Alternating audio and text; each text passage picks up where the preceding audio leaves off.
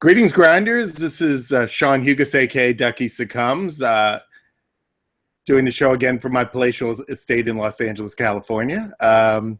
Another episode of One-on-One with Duckie, and since it's football season, we thought it would be a treat to all of you to bring on last year's $3 million winner of the FanDuel Football Championship. He's known on the DFS scene as Longbottoms. In real life, he's Roman Edmond. Roman, welcome to the show. Thank you, Sean. How are you today? I'm doing okay. I'm not used to doing the morning show, so this is going to be interesting. We'll see. But I think I'll be okay. So, Good. Yeah, we'll go from it. I guess the easy thing to start with is, obviously, when a life-changing experience happens to you, it's surreal, and you don't really understand the moment when you're going through it and everything like that. Now that you've had a little bit of time to digest the situation, how does it feel now after it happened? Well, Sean, it feels great. I do feel that I'm blessed, and it's pretty amazing. Like you said, I think during the first couple of months, you hear that, hey, you won $3 million, and then, there's different opportunities that come in front of you, and you really don't process that information until 6 months down the line. You're just walking in the supermarket and you're saying, oh, I'm a millionaire, and I can pretty much, do certain things that I couldn't before. Right. You get to buy the better steak now. Yes, absolutely. I long for that day. I'm waiting for it myself. But yeah, so you ended up writing a book on winning at fantasy football from this. Was that a plan that you had before you won, and it just worked out perfectly, or was it something that came to you after? That's a good question. That's absolutely a good question. I actually was in my mind thinking that I would write a book on DFS, DFS 101. So that's kind of where my thought process was before this tournament. And then when I qualified for this tournament, I thought that would, by being a finalist, that would help legitimize creating the book. So I was going to go through creating a book in that fashion as well. And then when I was fortunate enough to win the whole thing, numerous people, the press as well as just random individuals would continually ask me, what was in my mind when I thought about constructing that lineup. Mm-hmm. And after all those various moments, I thought it may just make sense to kind of break down my play selection. And so that's kind of the spawn of that particular book. And it sounds like that particular book, it sounds like you might have another book in mind in the future. Yeah, absolutely. I would imagine like next year or so, I might do something on like DFS or maybe fantasy football in general, the A to Z for a novice player, or baseball as well, because I'm actually a better MLB DFSer than football. Well, what was your biggest score before this $3 million? Did you have any other major scores before that, or? Yeah, well, I guess it depends on what's major score for folks, but in Major League Baseball, in 2015, in April, I won $15,000, and then the next day won $16,000, taking down both tournaments. No, those are big scores. I count them. Yes. Yeah, those are big scores still. So now that with all the stories about DFS going around, there's talk about a DFS movie. Now I guess you could be considered to be a character in the DFS movie. Who would you want to play yourself in a DFS movie? You mean like a known person? Yeah, if you had it, yeah, because they're talking about making a full movie like The Big Short. Absolutely. Yeah. So who would I would say two people, I guess, because they'd probably look like me even more than the typical person. I would say either David Ortiz or Wayne Brady. Oh wow, boy, that's I get that a lot. David Ortiz, your agent. You might have an acting role in your future. So right, there you go. We're about the same age and the whole thing, the whole nine. Yeah, so that works. Yeah, wow, David Ortiz or Wayne Brady. I've never put those two together in a conversation ever. That works. Yeah, but yeah, no, I get it completely. One of the things that you said I mean, this is an audio podcast, fine, but one of the things that you said you were going to do was get a Todd Gurley tattoo after the event. Did you get the Todd Gurley tattoo? As of today, no, I have not. Yeah. But it's still in the works, and I'm just trying to figure out what would be the best characterization of doing it. I'm not going to put a picture of him on or anything like that. So I was trying to figure out maybe like an initial of sorts, but definitely he was a key factor in my success that day. So that's something that would be really interesting, and I guess something to always have a quick story about when someone would see that on your arm or someplace, right? Yeah. Well, yeah, it makes sense. Yeah. Well, considering Gurley was only 2.5% on that day. Let's go into GPP strategy a little bit. Sure. Is that the key thing to have? Is it low ownership? Is that the key in your mind on players, or do you have other thoughts on that? Well, for GPP, I think you have to pick your spots. I definitely am not a proponent of creating a roster full of just low-owned players. Mm-hmm. And then on the inverse, just all the chalk. I think that there are some chalk, individuals that you just have to put on your roster. It just makes sense. Don't try to be cute about it. And then there are some other ones where, you identify a player that does have a nice upside and people won't be on, and you replace, you insert that person and replace them for another person that you may not be as high on for that particular matchup. And for me, I was not high on Doug Martin for that week, and I know everyone else was. And I think the price difference between Doug Martin and Gurley was like $100. I think Gurley was maybe $7,900 or $8,000, and Doug Martin was $7,900. So that was one factor in me inserting Todd Gurley. But in regards to Todd Gurley, I did a lot of game logs and film on him, and I noticed that he was just not given the right opportunities to shine. In his previous 4 games, specifically the previous 2 games, he played like Cincinnati Bengals and another top-ranked defense, and he carried the ball for, I think, a total of 10 times, for like 50 yards combined. And, the opposition just scored 2, 3, 4 touchdowns in the first half, and so they were going to throw the whole time. And I just thought it just made sense that Todd Gurley is going to play the Detroit Lions, and they give up lots of touchdowns. And it was, if you look at the Vegas lines, it was like a -1, Rams 42. So to me, that means that the Rams are going to score 3 touchdowns, and if they're going to score 3 touchdowns, their best player is going to produce and probably be part of at least two of those scores, which actually did happen. And I was like, yes, I'm going to be super excited, and I anticipated it was going to be low owned, but I was really surprised it was 2.5% owned.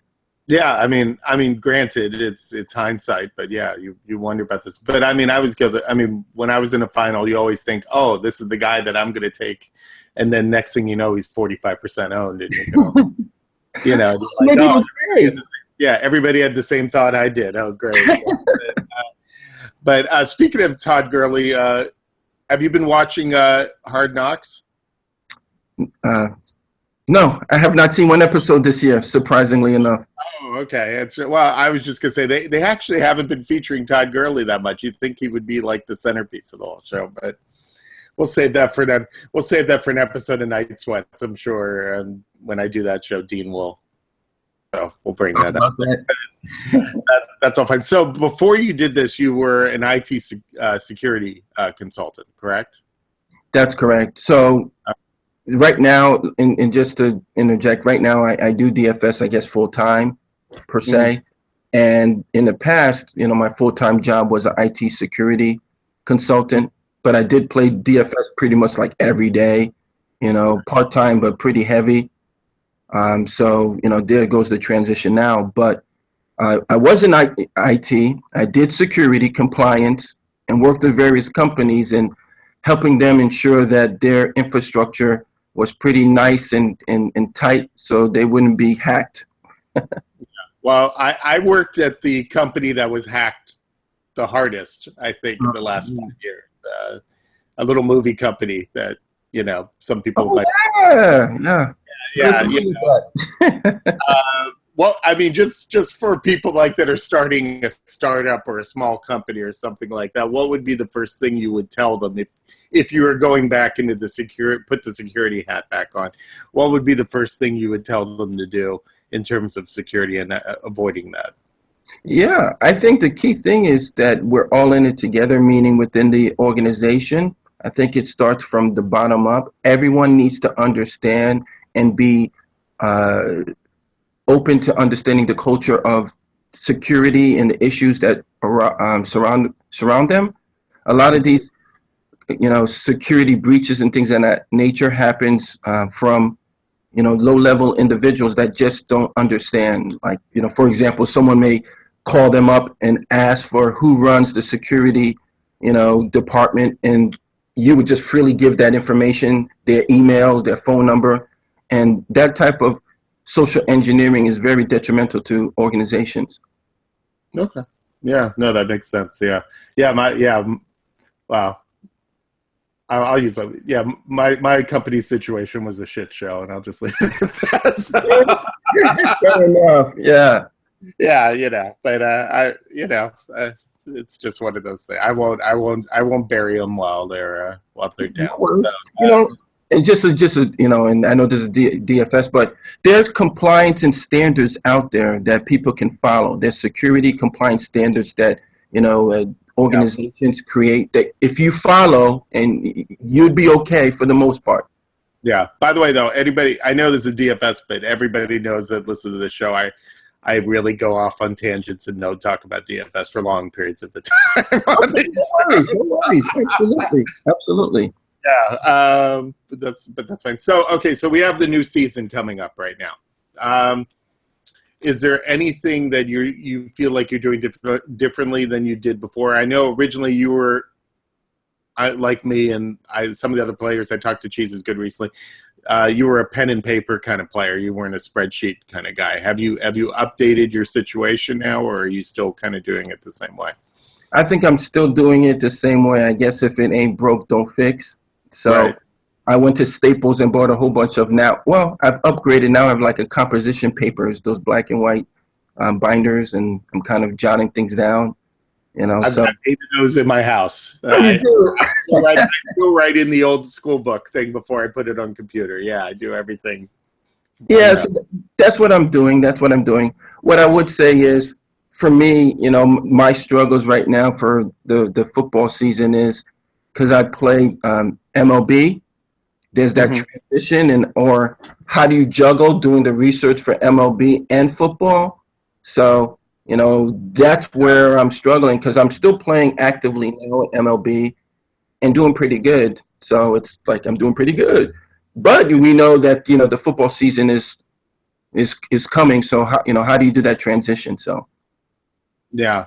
Well, baseball, going into baseball then, who was a player this year that completely caught you off guard, that you were not having in your early plans, and then suddenly it was like, I have no choice. I have to start playing this guy or I'm not going to win? Well, I like Adam Eden for the Chicago White Sox. He seems I love Adam Eden. Yeah. I'm a White Sox fan. Yeah, I love that guy. It seems like whenever I roster him, he hits like a triple and a couple of stolen bases, and he surprises you with like 30 fantasy points, and you're the only one that owns him, and it's a very good thing. Yeah, that's always the good feeling. It's a curse. I'm one of those people that always wants to be the guy who's the only one who knows about something, so I'm very guilty of doing that. Where I'm going to get the one guy that nobody has, and he's going to hit. I'm going to play Darwin Barney this game. Nobody's going to have Darwin Barney. And sometimes a lot of times it doesn't. So it's fair enough. That's exactly right. I like Justin Verlander as well. I mean, I liked him in the beginning of the year. I know last year wasn't so great, so everyone was off of him. But it took a while for people to trust him. So during that time frame, I was fortunate enough to keep on rostering him, and he paid dividends for me. Yeah, I mean, he had a really bad period there, but it's just he's one of those guys that just like 130 pitches, whatever. He can There you go. There you go. 130 people. Yeah. It's pretty amazing. But so what are your goals this year, would you say? I mean, obviously try to get to another final would be great, but what are your realistic goals and what are your ideal goals, I guess, would be? Yeah, that's something that I've been kind of churning, back and forth of what I really want to do. Like in respect to DFS, I'm, continuing playing because it seems that I have, a skill set that lends itself for success there. However, I've gravitated towards development coaching too. Mm-hmm. So I've been helping folks identify their goals and helping them succeed and following certain steps and principles that I've incorporated within myself as well as within the DFS, my DFS strategies. And so I've been trying to parlay that and helping folks do that. It seems like that provides me joy that, hey, I'm actually helping other folks reach their goals as opposed to just internally just playing and just winning and doing that whole thing. So I'm kind of looking outside now that I have a little bit more resources and I have more opportunity, time, and things of that nature. So that's kind of what I'm thinking about doing, or that's what I am doing. Okay. Well, no, that's great. Yeah. By the way, one goal for you that I think we need to get you going on here is we got to get you more people to follow you on Twitter. I mean, come on. Yeah, that'd be good. That'd be nice. I'm going to join in right now. There, I've just followed you on Twitter. I see that. Thank you. No champion should have under 1,000. I mean, I only have like 1,500 followers myself, so I understand. But no champion should have under 1,000 followers. So people listening to the show, I mean, he's a champion. He's here for you. Follow him on Twitter. What's your?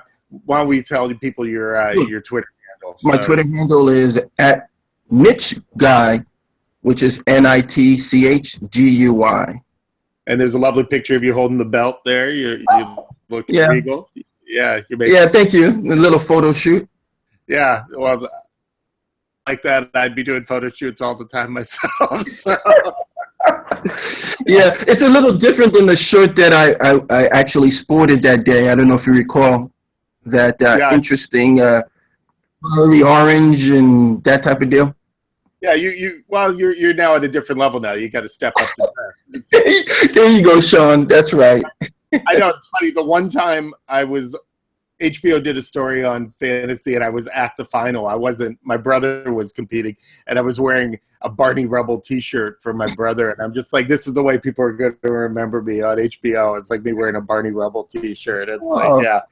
How cute is that guy with that, right? Yeah. If I ever make another final, we'll go right. I'll do it. I'll go the whole way. Please, Sean. Gotta do it right. I mean, come on. Yeah. What you're saying, though, for the DFS goals, I would say that I am going to make an effort to qualify again for the FanDuel Championship, because the least I can do is try to represent and hold fort that belt. Right. No, it's a tough thing to do, but I think once you get the taste, it's like you get the drive to succeed at it again, and it makes a difference. Because just having that drive is very important in terms of. Yeah, absolutely. I don't know. I think it's like golf. I was hoping that as a champion, you get like an automatic entry into the championship, right? If you win one of those, right? That would have been nice. Yeah. That would be nice. I wonder if one of the sites would think about that in the future. Yeah, like you give you an honorary entry. It's like you've earned it. Yeah, even if it's not this year, I think that's something that they should think about. I think that actually that would be a nice thing to do. I will throw this idea out if any of the people are listening. There should be like an event where all the past champions play each other. Have a tournament of champions where like an invite only. Oh, that sounds awesome, Tom. I think it's a thought there. So I just threw it out there. I'm giving it to FanDuel or DraftKings or one of the sites that wants to use it. There it is. Run with it. Yeah. The thing is, it's funny. We do that pretty much like every night. Like the champions. It's true. I guess it would be like Wednesday. Yeah, it wouldn't even be that big of a deal. But who who's somebody in DFS that you see on the head-to-head thing and you're like, oh, I don't. Well, either you really want to play against them because you like the competition, or you just go, I'm not taking that name. Like where you actually like go, oh, that's a tough competitor. Well, Ray of Hope, Corey Albertson. Yeah, He's Ray. he's my guy, and so that's one person as I was maturing within the industry that I respect a lot, and I know he has he does his research, he has a lot of skills. So when I do roster, or if I do go head to head, I do have some apprehension of sorts, but the only way you can get better sometimes is just to compete against the best, and I think he's one of the best out there. Yeah, there was a Southern poet, I think, that said, to be the man, you've got to beat the man. So if anybody knows who that is. Hello, Ric Flair! Woo! Woo! That's my man. And so, yeah. So Yeah. I know. So, yeah, everybody should follow that. There you go. It's true. When you play, you got to beat the best sometimes. You do. All right. Well, I think this went well. I usually end my show by saying that for some reason, but we'll go with it. Roman, I thank you for coming on. You can find his book. Why don't we plug your book before we go? Is it on Amazon? Yeah, it's definitely on Amazon. It's Winning at Fantasy Football. So you can just go out there, type in my name, Roman Edmond, and it'll show up. It'll populate. And again, I think this was the idea, or the start of this was, hey, I just wanted to give something back to individuals that they'll be able to process and be able to maybe get valuable nuggets that makes their DFS games even better, as well as I give some life lessons that may be helpful as well. So I definitely think it's a worthwhile read. Okay, well, we'll all get it out there. So everybody jump on it. If you want to win $3 million, you got to start by buying the book. Thank you, Sean. Yeah, I know. So that'll work. Okay, thank you, Roman. Next week, just for everybody that's listening or cares, I will be in Nashville for the DraftKings Roto Grinders party, and I will try to do a handful of interviews there. So we might have a mess of interviews of random drunk people at some point. So it should be a highlight. So thank you, Roman, and I'll catch you guys later. Take care.